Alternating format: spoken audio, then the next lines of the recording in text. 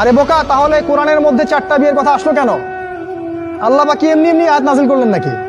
আল্লাহ পাক খুব ভালো করেই জানেন ছেলেদের চেয়ে মেয়েদের সংখ্যা বেশি হবে। অনেক ছেলে মারা যাবে, মেয়েরা সমাজে বেঁচে থাকবে।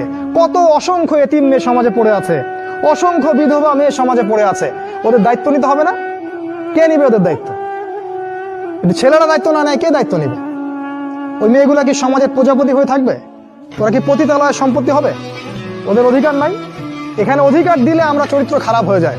আর এদের সাথে তোমরা সারা দেশে এবং বিশ্বে জেনা করে বেড়াচ্ছ, এগুলাতে চরিত্র খারাপ হয় না। আরে বোকা, তাহলে কোরআনের মধ্যে 4টা বিয়ের কথা আসলো কেন? আল্লাহ পাক কি এমনি এমনি আয়াত নাযিল করলেন নাকি? আল্লাহ পাক খুব ভালো করেই জানেন ছেলেদের চেয়ে মেয়েদের সংখ্যা বেশি হবে। অনেক ছেলে মারা যাবে, মেয়েরা সমাজে বেঁচে থাকবে। কত অসংখ্য এতিম মেয়ে সমাজে পড়ে আছে, অসংখ্য বিধবা মেয়ে সমাজে পড়ে আছে। ওদের দায়িত্ব নিতে হবে না? কে নিবে ওদের দায়িত্ব?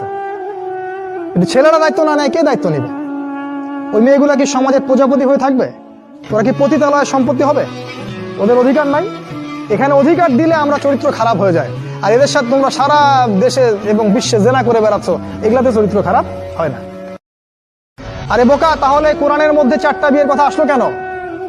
আল্লাহ পাক কি এমনি এমনি আয়াত নাযিল করলেন নাকি? আল্লাহ পাক খুব ভালো করেই জানেন ছেলেদের চেয়ে মেয়েদের সংখ্যা বেশি হবে। অনেক ছেলে মারা যাবে, মেয়েরা সমাজে বেঁচে থাকবে। কত অসংখ্য এতিম মেয়ে সমাজে পড়ে আছে, অসংখ্য বিধবা মেয়ে সমাজে পড়ে আছে। ওদের দায়িত্ব নিতে হবে না? কে নিবে ওদের দায়িত্ব? কিন্তু ছেলেরা দায়িত্ব না নেয় কে দায়িত্ব নিবে? ওই মেয়েগুলা কি সমাজের প্রজাপতি হয়ে থাকবে? ওরা কি পতিতালয়ের সম্পত্তি হবে? ওদের অধিকার